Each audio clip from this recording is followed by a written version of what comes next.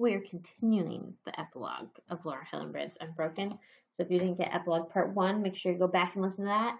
The video was just getting really long, so I paused midway through. So this is part 2 of the epilogue. We've got a few pages left, and then you people have finished this book. Way to go. Watanabe married and had 2 children. He opened an insurance agency in Tokyo, and it reportedly became highly profitable. He lived in a luxury apartment worth a reported $1.5 million and kept a vacation home on Australia's Gold Coast, which is not really the ending that we want for our villain, right?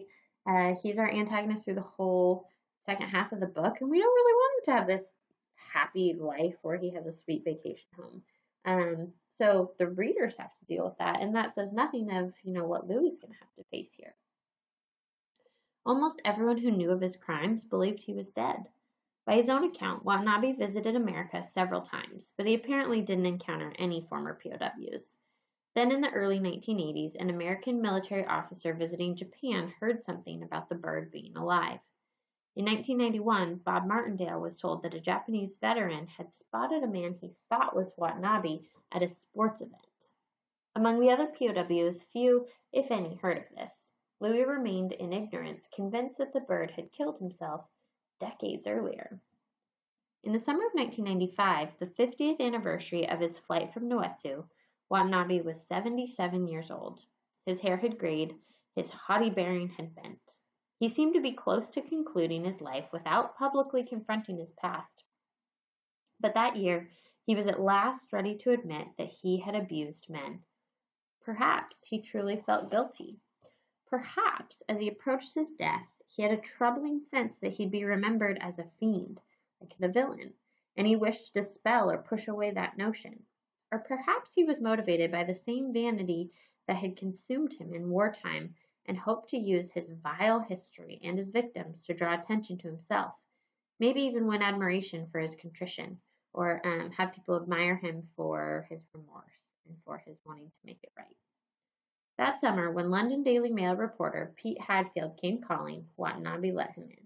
So right here, Laura Hillenbrand is kind of presenting us with 2 different views and saying, we don't know what it is. Maybe he really sincerely feels guilty.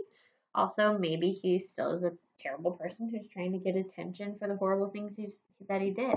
As readers, we don't know. All we know is that Watanabe was finally ready to confess. Sitting in his apartment, his paw-like hand clutching a crystal wine glass, he finally spoke about the POWs. I understand their bitterness, and they may wonder why I was so severe, he said, but now my feeling is I want to apologize. A deep, deep apology. I was severe, very severe. He made a fist and waved it past his chin. If the former prisoners want, I would offer to let them come here and hit me, to beat me. He claimed that he'd used only his hands to punish POWs, an assertion that would have riled the men who'd been kicked, clubbed with his kendo stick and baseball bat, and whipped in the face with his belt. He said that he'd only been trying to teach the POWs military discipline, and asserted that he'd been acting under orders. If I had been better educated during the war, I think I would have been kinder, more friendly, he said. But I was taught that the POWs had surrendered, and this was a shameful thing for them to have done. I knew nothing about the Geneva Convention. I asked my commanding officer about it, and he said, this is not Geneva, this is Japan. So the bird here is essentially saying, I didn't know, I thought this was what I was supposed to do, this is what I was taught.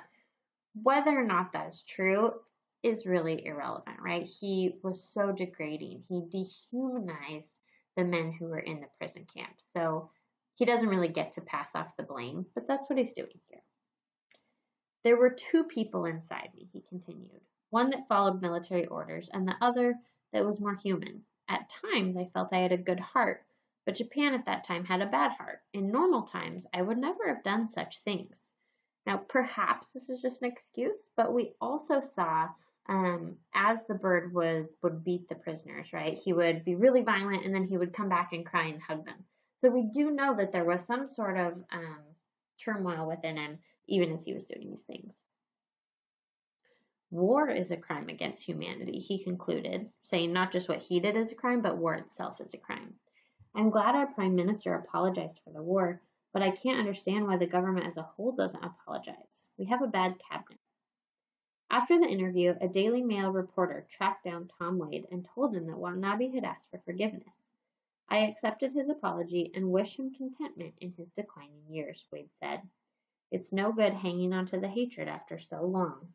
Now, again, these moments in the story should just amaze us. We can't just read it and move on. We have to recognize that these men were so harshly abused, but they're able to find it in themselves to forgive the bird, and that's amazing. Asked if he'd like to accept Watanabe's offer to let the POWs beat him, Wade said no. Then reconsidered. I might just have one good blow, he said. The Daily Mail article apparently ran only in England. It wasn't until almost a year later that Louie learned that Watanabe still lived. His first reaction was to say that he wanted to see him. In the decades after the war, the abandoned Noetsu campsite decayed, and the village residents didn't speak of what had transpired there. Over time, the memory was largely lost, but in 1978, a former POW wrote a letter to teachers at Noetsu High School, beginning a dialogue that introduced many locals to the tragedy that had taken place in their village. 10 years later, former POW Frank Hole journeyed back to the village, which had joined another village to form Joetsu City. He planted 3 eucalyptus seedlings outside City Hall and gave city leaders a plaque in memory of the 60 Australians who had died in the camp. As they learned the POW's stories, Joetsu residents responded with sympathy. Residents formed a group dedicated to building a peace park to honor the dead POWs and bring reconciliation. So, make peace between the U.S. and Japan and these former prisoners and the site of this prison camp. Among the founding members was Shoichi Ishizuka, a veteran who'd been held as a POW by the Americans and treated so kindly that he referred to the experience as lucky prison life.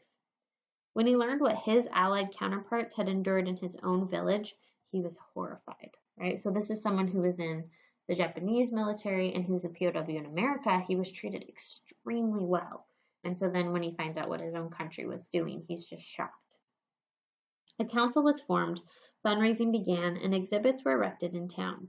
If the plan succeeded, Joetsu would become among the 91 cities in Japan in which POW camps once stood, the first to create a memorial to the POWs who had suffered and died there. Though 85% of Joetsu residents donated to the park fund, the plan generated heated controversy. Some residents fought the plan vehemently, calling in death threats and vowing to tear down the memorial and burn supporters' homes. In keeping with the goal of reconciliation, the Memorial Council sought the participation of relatives of the guards who had been convicted and hanged, but the families balked, feeling ostracism. So this is meaning that they want the families of these prison guards to participate and try and make things right, but the families are nervous that if they come forward, they'll be ostracized. They'll be cast out of their communities or kept away from things because people will think they're bad for the things that took place. To honor the grief of families of both sides of the war, the council proposed creating a single cenotaph for both the POWs and the hanged guards. So saying, we recognize that these families of the guards who were killed are also grieving. Let's just have a memorial for everybody. But this deeply offended the former POWs, right? Because they're saying these guards deserved their fate and the prisoners were tortured. So they're going, no, we can't have the same memorial. At one point, the plan was nearly given up. Eventually, the spirit of reconciliation prevailed. So it's like the desire to make things right again wins out in the end. In October 1995, on the site of the former Noetsu camp, the Peace Park was dedicated. The focal point was a pair of statues of angels flying above a cenotaph in which rested Hole's plaque. In a separate cenotaph a few yards away was a plaque in memory of the 8 hanged guards. And it keeps using this word cenotaph here. Full disclosure, I had to just look that up to make sure. Cenotaph just means that it's a memorial that's just for someone who's buried in a different location. So none of the bodies are actually here, but this is where the memorial is. At the guards' family's request, no names were inscribed on it. Only a simple phrase, 8 stars in the peaceful sky, right? Because these families are embarrassed by the things that the guards, their family members, did. In early 1997, CBS TV's Dragan Mihailovich arrived in Tokyo to search for Watanabe, armed with an address and a phone number. CBS's Japanese bureau chief called the number and reached Watanabe's wife, who said that her husband couldn't speak to them. He was gravely ill and bedridden. Mihailovich had the bureau chief call again to convey his wishes for Watanabe's recovery. His wishes did the trick. Mrs. Watanabe said that her husband had left the country on business and she didn't know when he'd return. Seeing that he was being dodged, Mihailovich staked out Watanabe's apartment building and office. He waited for hours. Watanabe didn't appear. Just as Mihailovich was losing hope, his cell phone rang. Watanabe had returned the bureau chief's call. Told that the producers had a message from Louie Zamperini, Watanabe had agreed to meet them at a Tokyo hotel. Mihailovich, our reporter, rented a room at the hotel and set up a camera crew inside. Doubting that Watanabe would agree to a sit-down interview, he rigged his cameraman with a tiny camera inside a baseball cap. At the appointed hour, in walked the bird. They sat down in the lobby and Watanabe ordered a beer. Mihailovich explained that they were profiling Louie Zamperini. Watanabe knew the name immediately. 600 prisoner, he said. Zamperini, number 1. Bob Simon, CBS's on-air correspondent for the story, thought that this would probably be his only chance to question Watanabe.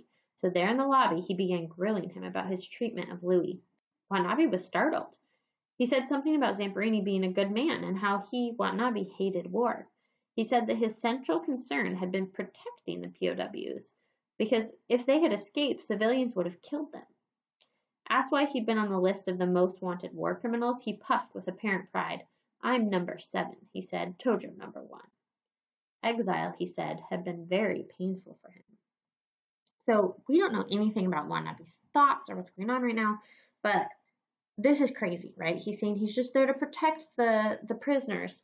He's concerned for their safety.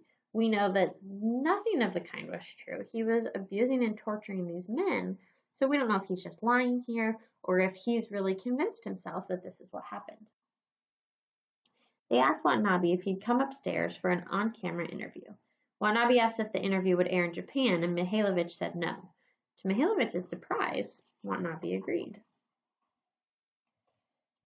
Upstairs, with cameras rolling, they handed Watanabe a photograph of a youthful Louie standing on a track, smiling.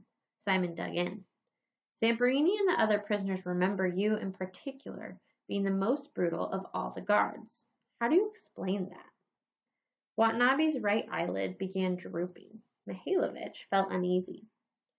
I wasn't given military orders, Watanabe said, contradicting the assertion he made in the 1955 interview. So remember before he said he didn't do anything on his own, he was just asking orders. Because of my personal feelings, I treated the prisoners strictly as enemies of Japan. Zamperini was well known to me. If he says he was beaten by Watanabe, then such a thing probably occurred at the camp, if you consider my personal feelings at the time. So he's going against what he said earlier about it was just orders, and he's saying, no, I personally wanted to do this. He tossed his head high, jutted out his chin, and directed a hard gaze at Simon. Now, we don't know what Watanabe is thinking, but this is Laura Hillenbrand's way of cueing us in to what she thinks he's thinking, right? This body language of tossing your head high, sticking your chin out.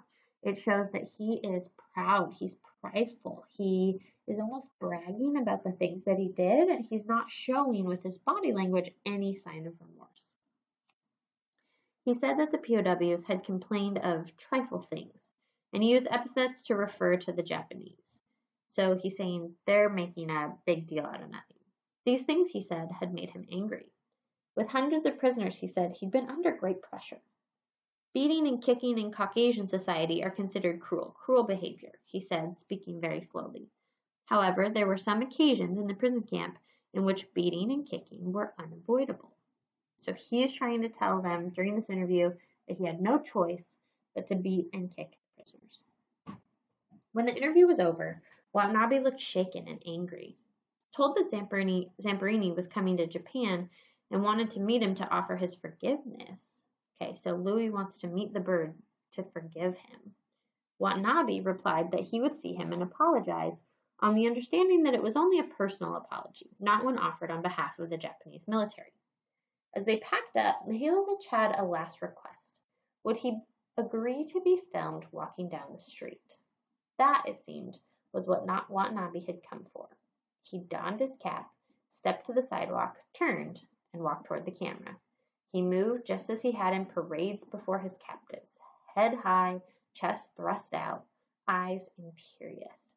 And once again here, Laura Hillenbrand does a great job providing these details, showing us that Watanabe is not showing regret. He's proud. He's parading this around saying, this is what I did. One day, 9 months later, as he prepared to return to Japan to carry the Olympic torch, Louie sat at his desk for hours thinking. Then he clicked on his computer and began to write. To Matsuhiro Watanabe, as a result of my prisoner of war experience under your unwarranted and unreasonable punishment, my post-war life became a nightmare. It was not so much due to the pain and suffering as it was to the tension of stress and humiliation that caused me to hate with a vengeance. Under your discipline, my rights not only as a prisoner of war, but also as a human being were stripped from me. It was a struggle to maintain enough dignity and hope to live until the war's end. Remember, these have been topics that we've talked about through the whole book, the importance of dignity and the amount that dignity gives you the ability to hope and to keep living. And so Louis saying here to the bird, you took those things away from me. The post-war nightmares caused my life to crumble. But thanks to a confrontation with God through the evangelist Billy Graham, I committed my life to Christ. Love replaced the hate I had for you. Christ said, forgive your enemies and pray for them. As you probably know, I returned to Japan in 1952 and was graciously allowed to address all the Japanese war criminals at Sugamo prison. I asked them about you and was told that you probably had committed harakiri, right, which is suicide, which I was sad to hear. At that moment, like the others, I also forgave you and now would hope that you would also become a Christian. Louis Zamperini. And again, you can't help but read this and just be amazed at the peace that Louis has found and the ability that he has to really live out his new faith that he's found, right? And to live out this belief that, hey, if I'm supposed to forgive you, he's going to find it in himself to forgive the bird. He folded the letter and carried it with him to Japan. The meeting was not to be. CBS contacted Watanabe and told him that Zamperini wanted to come see him. Watanabe practically spat his reply. The answer was no. When Louis arrived in Joetsu, he still had his letter. Someone took it from him, promising to get it to Watanabe. If Watanabe received it, he never replied. Watanabe died in April 2003. And this is just painful. You see this moment where there really could be, just like all the other pieces in the epilogue where there's redemption and things come full circle, Louis is ready to make this happen. He's ready to forgive and reconcile with the bird, and it's the bird, the tormentor, who won't let that happen. You would expect Louis as the victim to be upset and not want to see him, but Louis is ready to forgive him, and it's the bird who doesn't allow for that. But let's note, Louis is the one who's willing to forgive, and because of that, he's able to get his life back on track and to have a really full, meaningful end of his life, right? On the morning of January 22nd, 1998, snow sifted gently over the village once known as Noetsu. Louis Zamperini, 4 days short of his 81st birthday, stood in a swirl of white beside a road flanked in bright drifts. His body was worn and weathered, his skin scratched with lines mapping the miles of his life. His old riot of black hair was now a translucent scrim of white, but his blue eyes still threw sparks. On the ring finger of his right hand, a scar was still visible, the last mark that the Green Hornet had left in the world. At last it was time. Louis extended his hand, and in it was placed the Olympic torch. His legs could no longer reach and push as they once had, but they were still sure beneath him. He raised the torch, bowed, and began running. All he could see in every direction were smiling Japanese faces. There were children peeking out of hooded coats, men who had once worked beside the POW slaves in the steel mill, civilians snapping photographs, clapping, waving, cheering Louis on, and 120 Japanese soldiers formed in 2 columns, parting to let him pass. Louis ran through the place where cages had once held him, where a black-eyed man had crawled inside him. but the cages were long gone, and so was the bird. There was no trace of them here among the voices, the falling snow, and the old and joyful man, Breton. And we end our book with a picture of Louie there. Thanks for reading with me this whole way, people. Great book. And on that note, have a lovely rest of your day.